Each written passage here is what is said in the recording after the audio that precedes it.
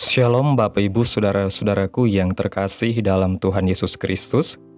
Selamat malam, salam sejahtera untuk kita semua, dimanapun saudara-saudara berada.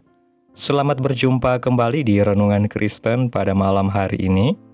Kiranya saudara semua dalam keadaan sehat selalu, dan semoga kekuatan dan sukacita oleh Roh Kudus terus melimpah dalam hati dan kehidupan saudara semua. Pada malam hari ini, sebelum kita mendengarkan renungan firman Tuhan, mari terlebih dahulu kita berdoa. Segala pujian, syukur, dan hormat, serta kemuliaan bagi Allah Bapa kami yang kudus dan kekal. Engkau Allah yang mulia dan ajaib, Bapa di dalam kerajaan sorga, yang kami panggil di dalam nama Tuhan Yesus Kristus. Kami mengucap syukur ya Tuhan, oleh karena pertolongan-Mu di sepanjang hari. Kami boleh dimampukan Tuhan untuk melewati hari ini, melakukan tugas tanggung jawab kami, mengerjakan segala aktivitas kami dengan pertolongan Tuhan. Saat ini ya Tuhan, kami akan mendengarkan firman-Mu. Berilah kami pengetahuan dan bimbinglah kami, agar apa yang Engkau firmankan dapat bekerja sesuai kehendak-Mu. Bukalah hati dan pikiran kami untuk mendengar dan memahami firman-Mu dengan baik. Kiranya firman-Mu ini dapat kami lakukan di dalam setiap kehidupan kami dan menjadi berkat bagi hidup kami.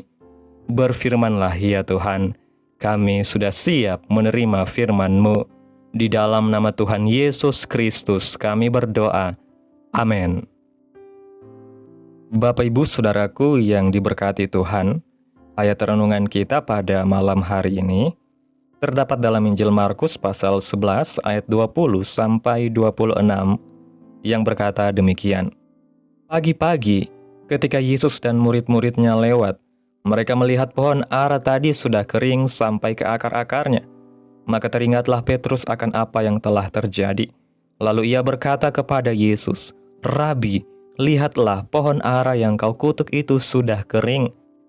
Yesus menjawab mereka, "Percayalah kepada Allah.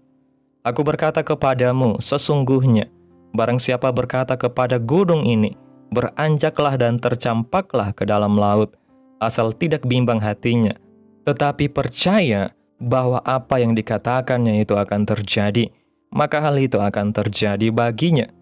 Karena itu aku berkata kepadamu, apa saja yang kamu minta dan doakan, percayalah bahwa kamu telah menerimanya, maka hal itu akan diberikan kepadamu. Dan jika kamu berdiri untuk berdoa, ampunilah dahulu sekiranya ada barang sesuatu dalam hatimu terhadap seseorang, supaya juga Bapamu yang di sorga mengampuni kesalahan-kesalahanmu. Tetapi jika kamu tidak mengampuni, maka Bapamu yang di sorga juga tidak akan mengampuni kesalahan-kesalahanmu." Bapak Ibu Saudaraku yang terkasih, doa adalah salah satu sarana manusia atau orang yang percaya untuk berhubungan dengan Tuhan. Orang yang berdoa tentu sudah memiliki iman bahwa Tuhan akan mengabulkan atau dapat memberikan apa yang dimintanya.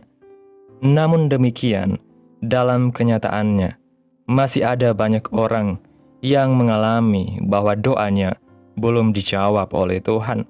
Misalnya yang sakit belum dapat kesembuhan, kesuksesan dalam usaha atau karir yang belum tercapai, mendapatkan jodoh yang tak kunjung dialami, dan banyak hal lain yang senada bahwa doanya tidak atau belum dijawab Tuhan. Dalam Injil Markus pasal 11 ayat 20 sampai 26, Tuhan Yesus memberikan pengajaran mengenai doa atau permintaan kepada Tuhan.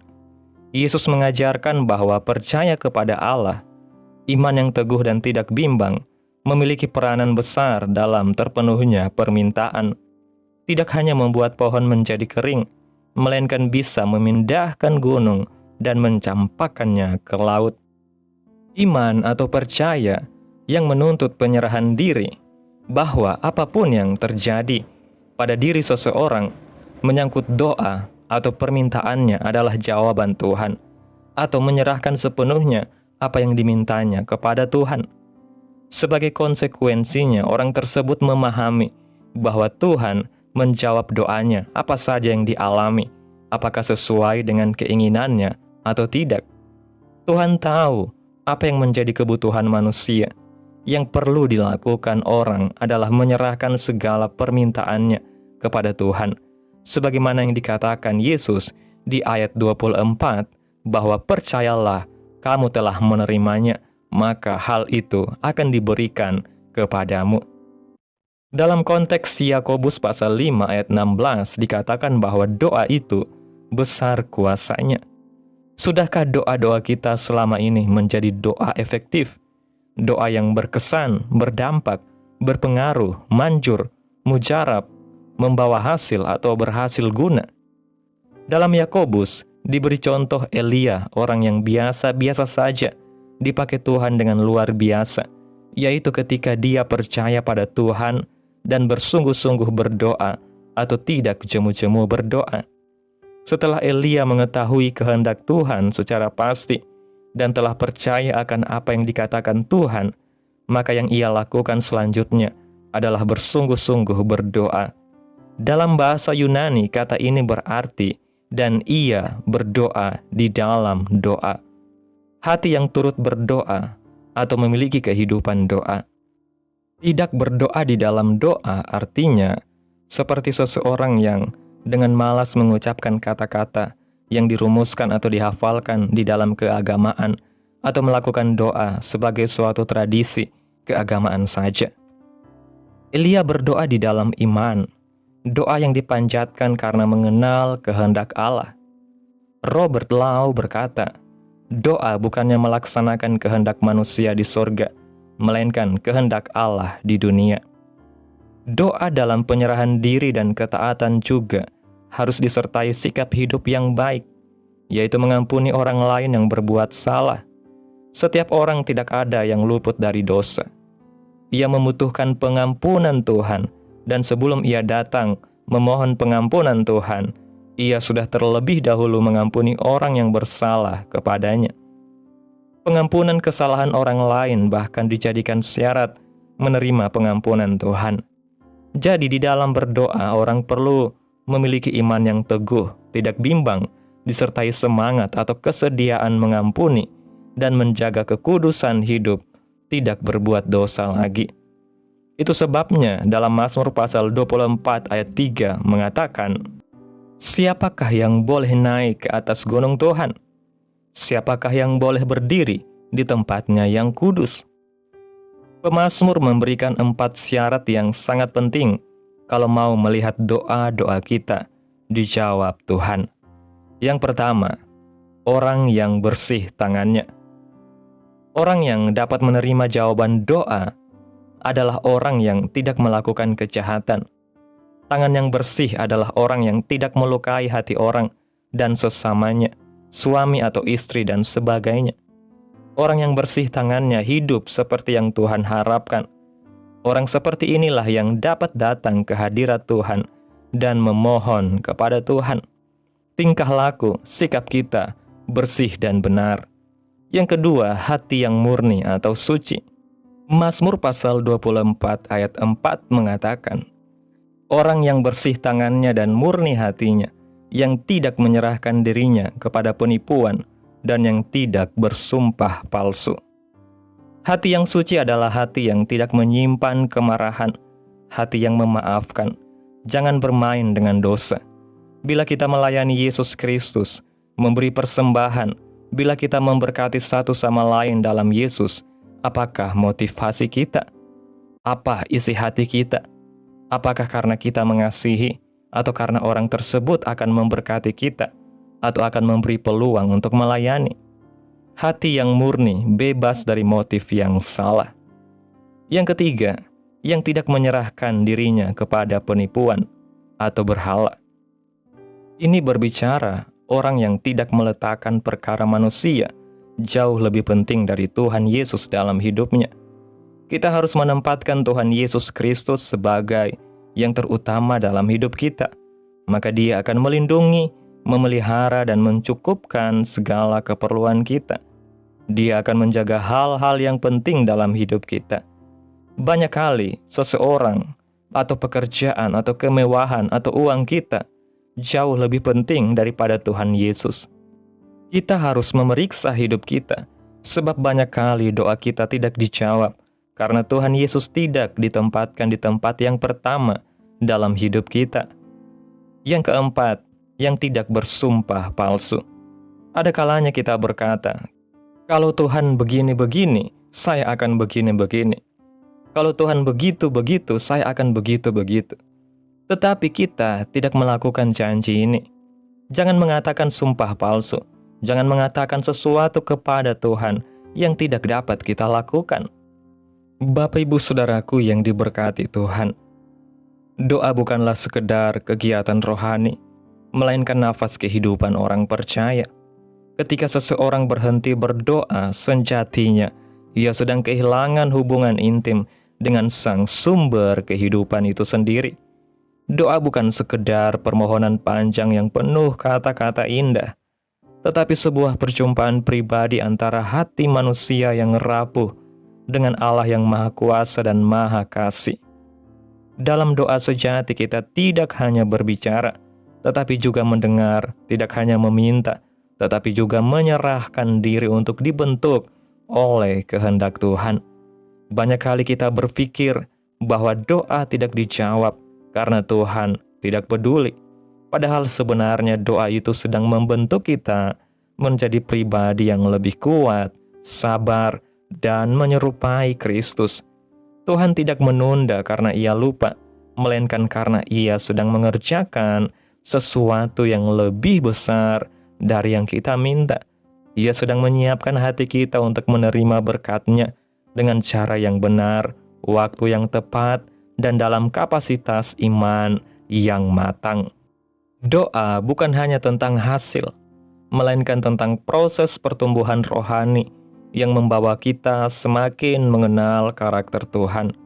Seperti Elia, ia tidak hanya mengucap doa dengan bibir, tetapi hidup di dalam doa, hati, pikiran, dan tindakannya selaras dengan kehendak Allah. Elia percaya bukan karena ia tahu kapan hujan akan turun, tetapi karena ia tahu siapa yang memegang kendali atas hujan itu.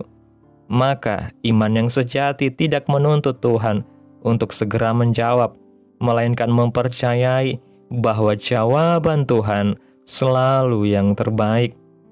Namun kita juga harus menyadari bahwa doa yang dijawab bukanlah doa yang hanya diucapkan dengan kata-kata, tetapi doa yang disertai dengan kekudusan hidup dan hati yang tulus di hadapan Allah. Mazmur 24 ayat 3 dan 4 mengingatkan bahwa tidak semua orang dapat naik ke gunung Tuhan dan berdiri di tempat kudusnya. Hanya mereka yang bersih tangannya, yang murni hatinya, tidak menyerahkan diri kepada berhala, dan tidak bersumpah palsu. Ini menunjukkan bahwa kehidupan yang berkenan di hadapan Tuhan adalah bagian yang tak terpisahkan dari kuasa doa. Kita tidak bisa memisahkan hubungan dengan Tuhan dari cara hidup kita.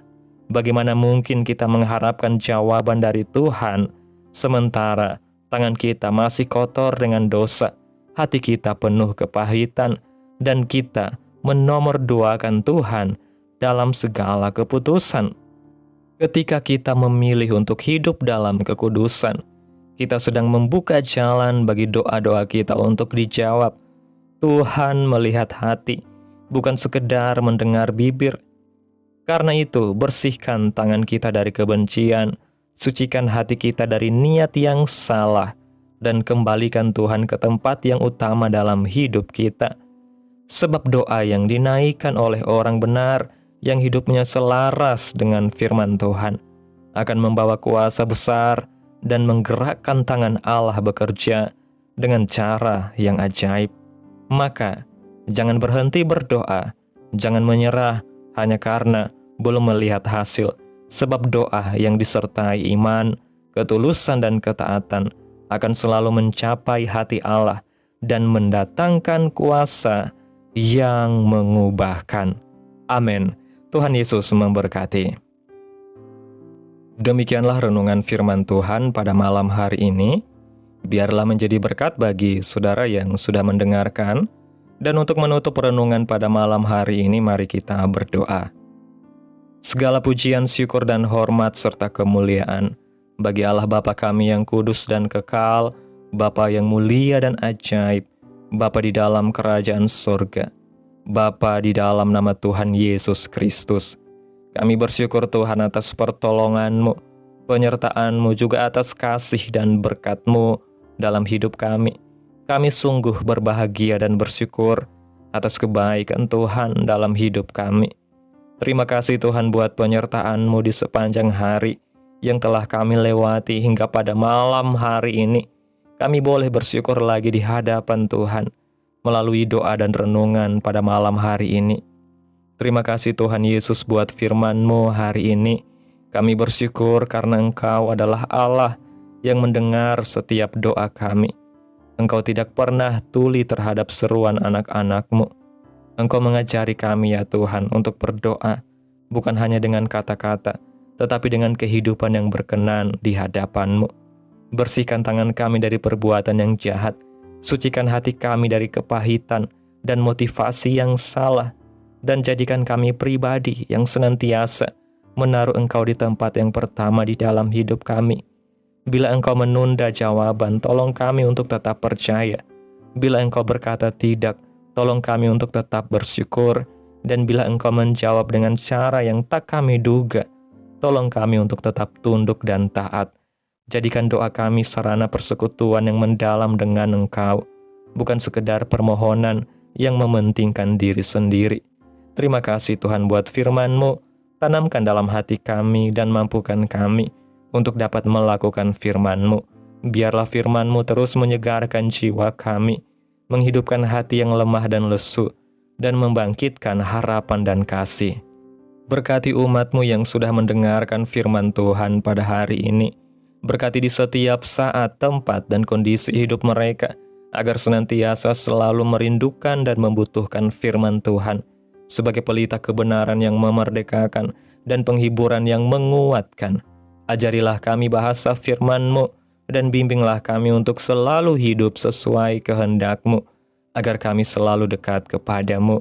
Kiranya Tuhan Yesus terus memberkati kehidupan kami, keluarga kami, sanak saudara kami, daerah tempat tinggal kami, bangsa dan negara kami, pemerintah kami.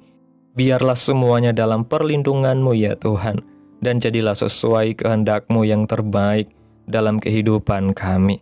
Hamba berdoa ya Tuhan buat umat-umat-Mu yang sudah mendengarkan renungan firman Tuhan pada malam hari ini, yang saat ini sedang mengalami sakit penyakit, pergumulan masalah, kebutuhan ekonomi. Kiranya Tuhan jamah kehidupan umat-umat-Mu, sembuhkan sakit penyakit mereka ya Tuhan. Pulihkan keadaan umat-umat-Mu, memberkati perekonomian mereka ya Bapa, serta berikan jalan keluar dalam setiap pergumulan masalah yang umat-umat-Mu sedang hadapi. Dan ajarlah kami ya Tuhan untuk selalu berharap dan percaya sepenuhnya hanya kepada Tuhan Yesus. Pada malam hari ini Tuhan, kami akan beristirahat dalam tidur kami. Tutup bungkus kami oleh kuasa darah-Mu. Hindarkan kami dari segala kecelakaan, mara bahaya, sakit penyakit, orang-orang jahat, kuasa-kuasa kegelapan, iblis, bencana-bencana alam, hal-hal yang tidak kami inginkan. Tuhan singkirkan, Tuhan jauhkan, Tuhan hancurkan, hanya di dalam nama Yesus. Kiranya Engkau sertai dan lindungi kami di sepanjang malam ini, sehingga kami boleh bangun besok pagi dengan tubuh yang sehat, kuat, serta diberkati Tuhan. Terima kasih Tuhan Yesus yang baik. Inilah yang menjadi doa kami. Mari bersama kita berdoa. Bapa kami, Bapa kami yang di sorga, dikuduskanlah nama-Mu. Datanglah kerajaan-Mu, jadilah kehendak-Mu di bumi seperti di surga. Berikanlah kami pada hari ini makanan kami yang secukupnya, dan ampunilah kami akan kesalahan kami, seperti kami juga mengampuni orang yang bersalah kepada kami. Dan janganlah membawa kami ke dalam pencobaan, tetapi lepaskanlah kami daripada yang jahat, karena Engkaulah yang mempunyai kerajaan, dan kuasa, dan kemuliaan, sampai selama-lamanya. Amin. Terimalah berkat Tuhan. Tuhan memberkati engkau dan melindungi engkau. Tuhan menyinari engkau dengan wajah-Nya dan memberi engkau kasih karunia. Tuhan menghadapkan wajah-Nya kepadamu dan memberi engkau damai sejahtera. Terimalah berkat Tuhan di dalam nama Tuhan Yesus Kristus. Amin. Selamat malam, selamat beristirahat. Tuhan Yesus memberkati.